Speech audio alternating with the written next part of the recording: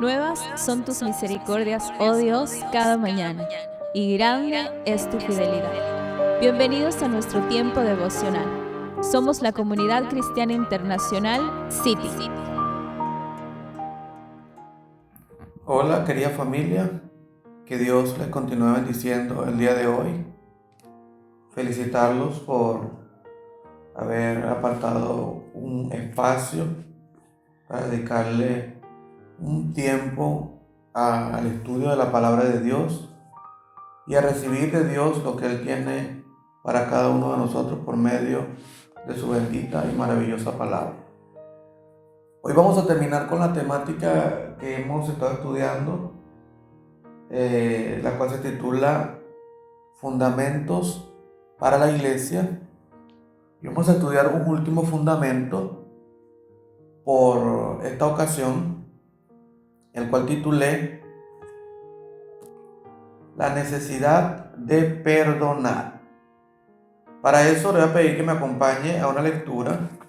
Si tiene una Biblia a la mano, le voy a pedir que se ubique en el libro de los Salmos y vamos a leer el Salmo 32. También le pido que no olvide buscar su cuaderno de apuntes, su lápiz, para que vaya plasmando allí todas esas cosas en las que el Señor vaya tratando a su vida, en las que el Señor hable a su vida por medio del estudio de la palabra. Vamos a leer el versículo 1 y 2 del Salmo 32. Dice la palabra del Señor: Bienaventurado aquel cuya transgresión ha sido perdonada y cubierto su pecado. Bienaventurado el hombre a quien Jehová no culpa de iniquidad y en cuyo espíritu no hay engaño.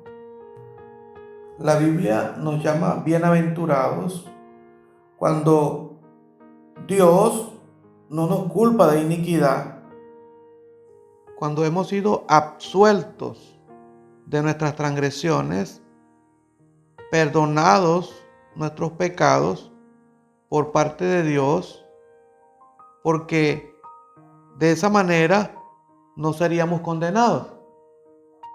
Esta palabra se aplica a la iglesia de Cristo, porque por medio de quién hemos recibido este perdón, por medio de quién hemos sido justificados delante de los ojos de Dios, sino por Cristo Jesús, quien dio su vida en esa cruz, quien murió en esa cruz, derramando así su sangre para lavarnos de toda iniquidad, de todos nuestros errores, nuestras faltas, y justificarnos así delante de nuestro Padre Dios.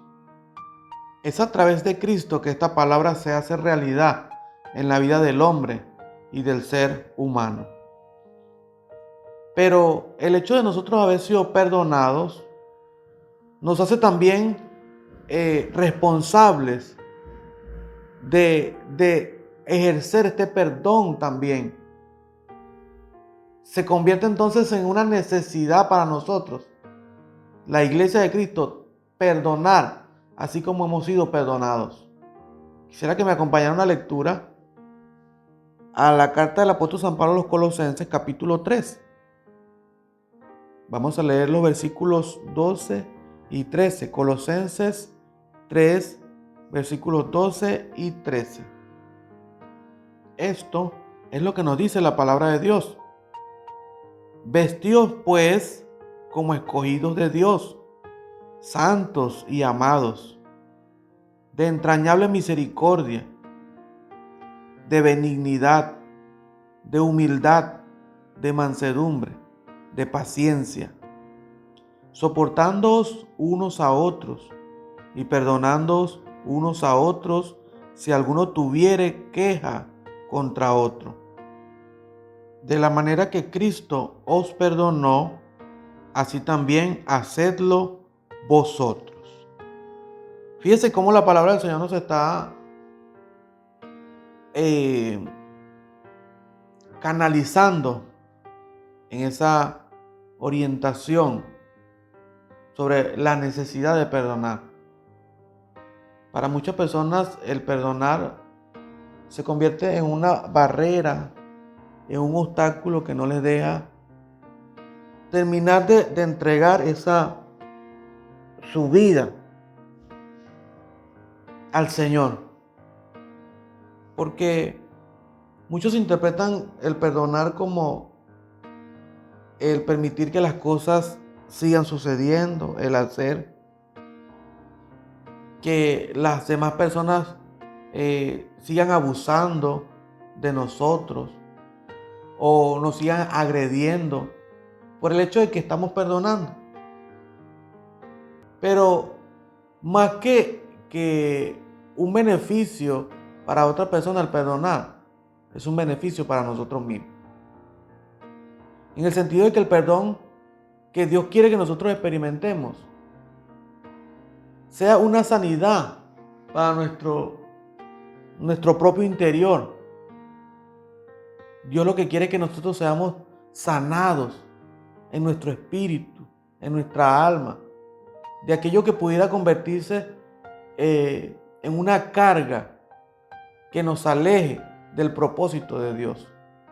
El propósito de Dios es que nosotros seamos perdonados.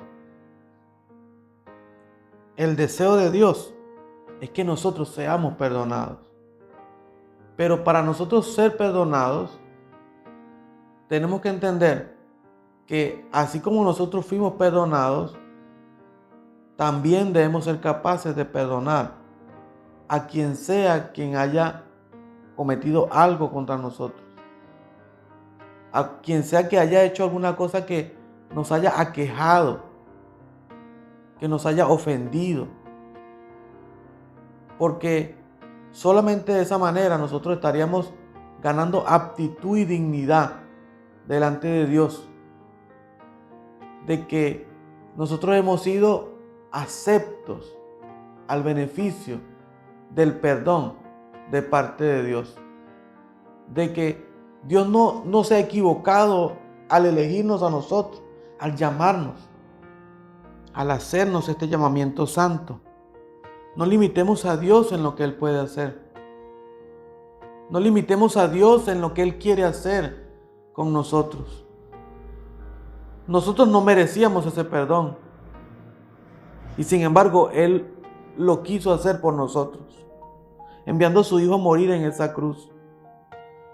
¿Cómo nosotros no vamos a ser capaces de otorgarle el perdón a una persona por mucho que no merezca ese perdón? Tenemos que considerar que nosotros tampoco merecíamos el perdón de Dios y Él está dispuesto a dárnoslo. Pero tenemos que ser capaces de aceptar lo que el Señor Jesucristo enseñaba. ¿Qué enseñaba el Señor Jesucristo? Cuando nos enseñaba a orar a su iglesia, Él incluía en esa oración este reconocimiento de la necesidad de perdonar para poder ser perdonados. Acompáñame a leer el Evangelio según San Mateo, capítulo 6, a partir del versículo 9. El Señor les enseñaba a los discípulos a orar y le decía: vosotros oraréis así. Mateo capítulo 6, versículo 9. Dice la palabra del Señor: vosotros pues oraréis así: Padre nuestro que estás en los cielos, santificado sea tu nombre. Venga tu reino, hágase tu voluntad como en el cielo, así también en la tierra. El pan nuestro de cada día, dánoslos hoy. Y perdona nuestras deudas, como nosotros también perdonamos a nuestros deudores.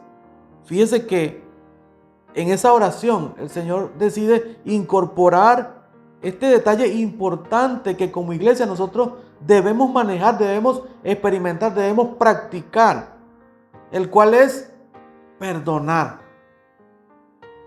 Para poder acudir, implorar, poder solicitar ese perdón de parte de Dios, porque cometemos errores en la vida, familia. Nos equivocamos, le fallamos a Dios. Pero si queremos reconciliar nuestra relación con Dios, recuperar nuestra relación con Dios, debemos pedir perdón. Pero para recibir ese perdón, tenemos que ser capaces de decirle al Señor: Señor, perdóname, porque yo he perdonado a quienes me han ofendido. Perdona lo que sea que te deba, Señor, porque yo he perdonado a quienes me debían una disculpa, me debían un reconocimiento de que me han ofendido, de que me han fallado. Dice el versículo 14: porque si perdonáis a los hombres sus ofensas, os perdonará también a vosotros vuestro Padre Celestial. Es algo que nos hace acto delante de Dios para recibir ese perdón, que nosotros hayamos sido capaces de perdonar a nuestro prójimo, a nuestro hermano, lo que sea que hayan hecho contra nosotros. Si fuimos capaces de sacar ese rencor de nuestros corazones, de hacer lo que sea posible, necesario para mantener la paz con las personas, con nuestros semejantes, eso nos liberaría de esa carga y nos daría entonces, como decimos, aptitud ante los ojos de Dios para recibir ese perdón. El versículo 15 dice: mas si no perdonáis a los hombres sus ofensas, tampoco vuestro Padre os perdonará vuestras ofensas. Entonces, no es una cuestión opcional.